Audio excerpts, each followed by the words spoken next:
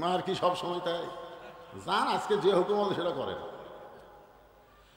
গভীর রাত্রে নবী চুপি চুপি আবু বকরের বাড়ির দরজায়, নেতা যেমন কর্মীও তেমন, ধরে গান সুবহানাল্লাহ, আস্তে করে ঠোকা মারলি দরজা খুলে গেল।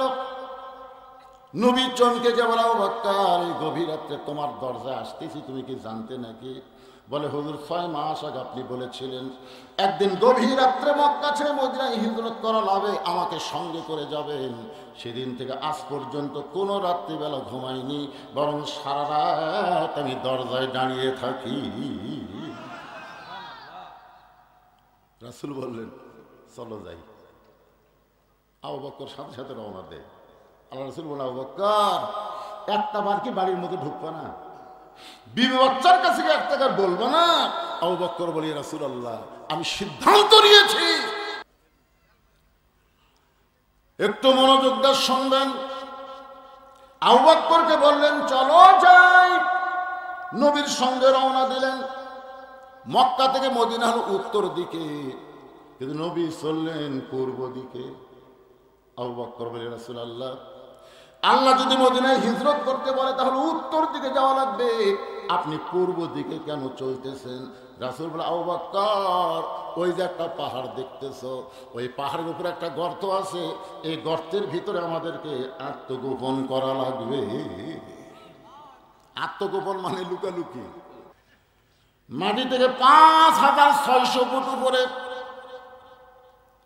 5600 ফুট উপরে একটা গর্তের মধ্যে নবী আবু বকরকে নিয়ে, নবী দুর্বল হওয়ার কারণে আবু বকরের উরাতকে বালিশ বানায় ঘুমায় গেলেন, কিন্তু আবু বকর ঘুমায় না।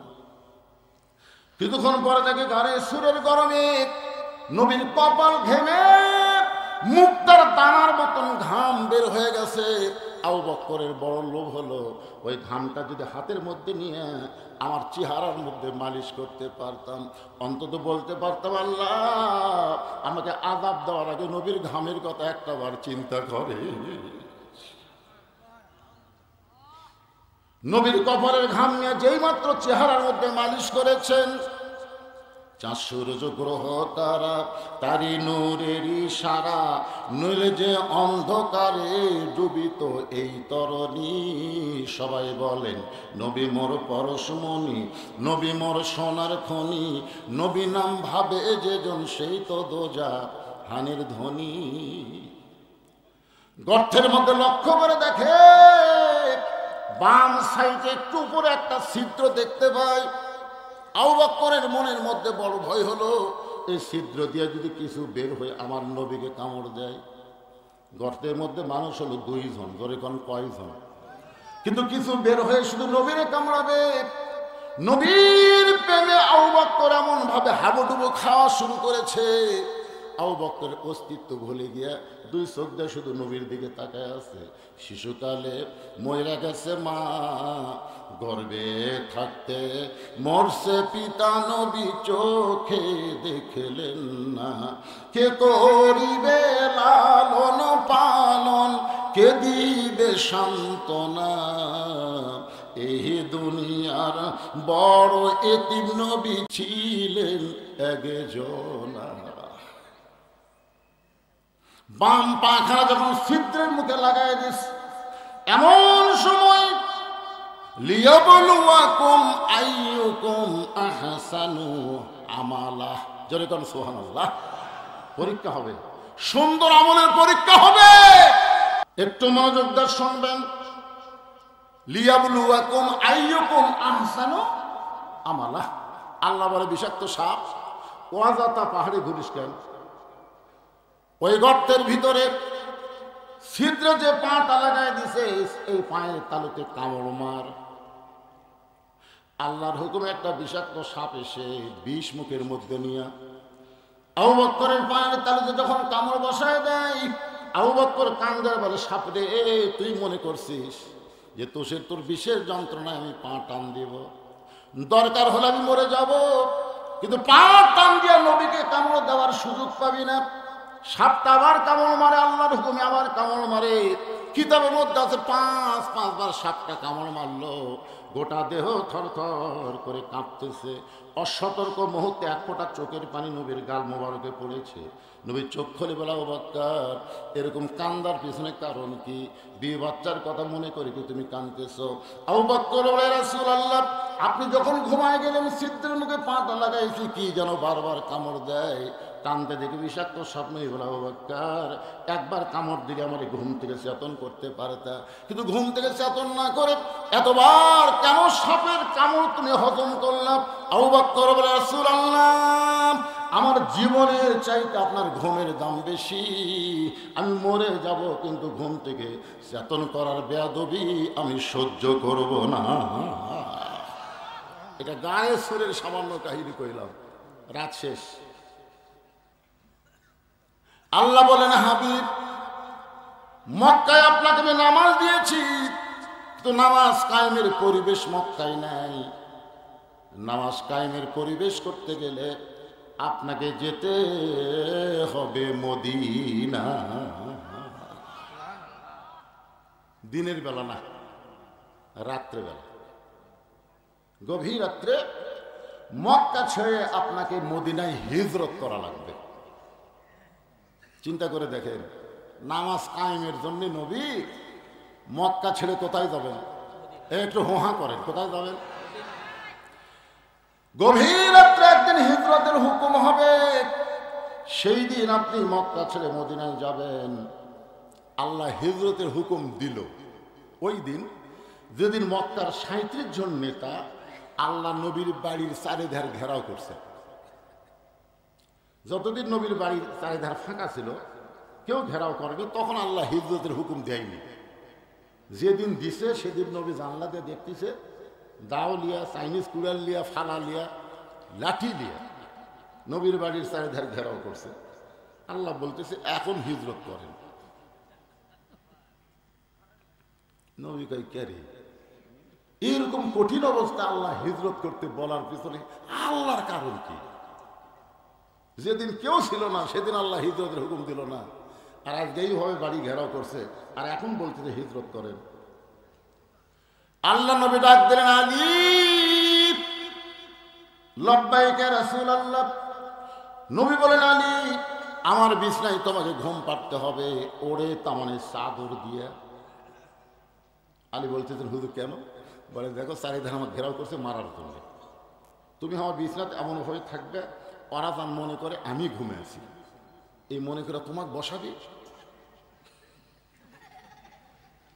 মনে করবে নবী ঘুম পাড়তেছে, ঘর থেকে বাড়ায় না করে জানলা দে মার, এই মনে করে তোমাকে বসা মারবে, আর আমি চলে যাব। আলী কয়, হুজুর আপনি কোথায় যাবেন? বলো, অত শোনার দরকার নাই, বিছাত ঘুম পারবো কিনা সেটা কর, কিন্তু আমার মনে করে কিন্তু মারবি।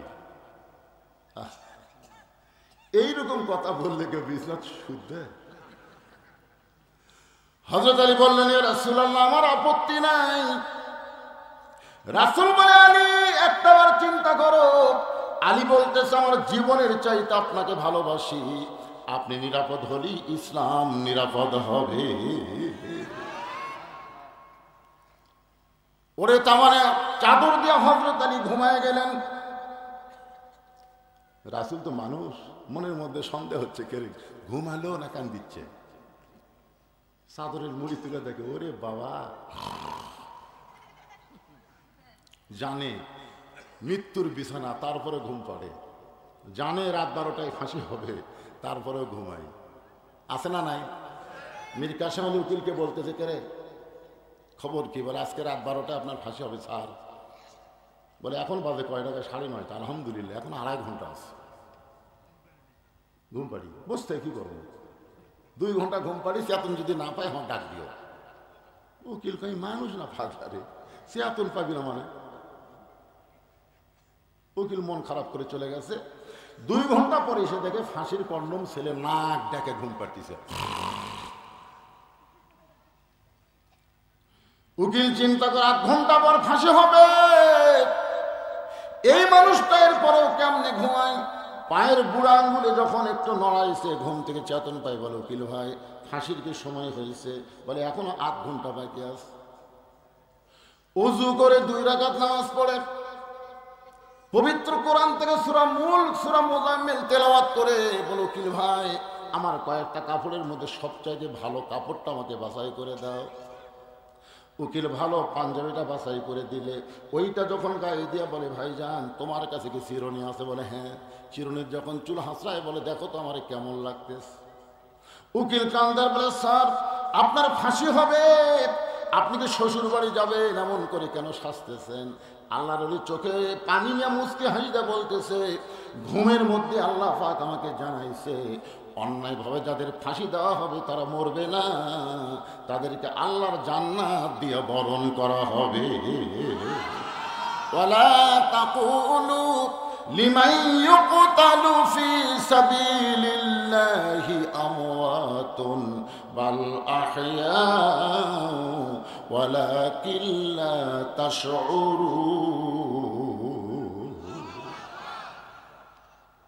নবী দরজা খুলে বের হলেন, দেখে শিয়ালের চোখের মতন ওরকে চোখ জ্বলতিছে, খালি নবীর দরজার দিকে বাড়ির দিকে এমন ভাবে তাকে আছে। রাসূল কয় আল্লাহ কি করি? আল্লাহ কয় কিছু করা লাগবে না, আপনার কাছে যে অস্ত্র আছে অনুনাজ্জিলু মিনাল কুরআনি মা হুয়া শিফাউ ওয়া রাহমাতুল লিল মুমিনিন। সব সমস্যার সমাধান। এই আয়াতকে আপনারা বিশ্বাস করলেন না? করছেন? এই আয়াতের বাংলা অর্থ কি? একটা স্লোগান দিলেই তো অর্থ বার হয়ে যায়। আমি যেই বলবো সব সমস্যার সমাধান, আপনারা বলবেন দিতে পারে আল কোরআন। সব সমস্যার সমাধান কোরআনের 3টা আয়াত এক মুষ্টি বালুর মধ্যে পড়ে। রাসূলকে আল্লাহ বললেন উপর দিকে ফিকায়া দেন। রাসূল যখন বালু নিক্ষেপ করে ওই বালুটা আল্লাহ 60 জন্য তার চোখে সমানভাবে ঢুকিয়ে দিছে। ওর হাতে যে লাঠি আছিল, রামদাওয়া ছিল, বর্ষা ছিল, সব ফেলা দিয়ে খালি। রাসূল কয় আল্লাহ ওরকে অস্ত্র দিয়ে ওরকে কেন বসান যায়? মানে কোনো দিকে খেয়াল নেই, চোখ ডলতি তার খেয়াল আছে? আল্লাহ বলেন আজকে মারের দিন না, সময় মতো মার হবে।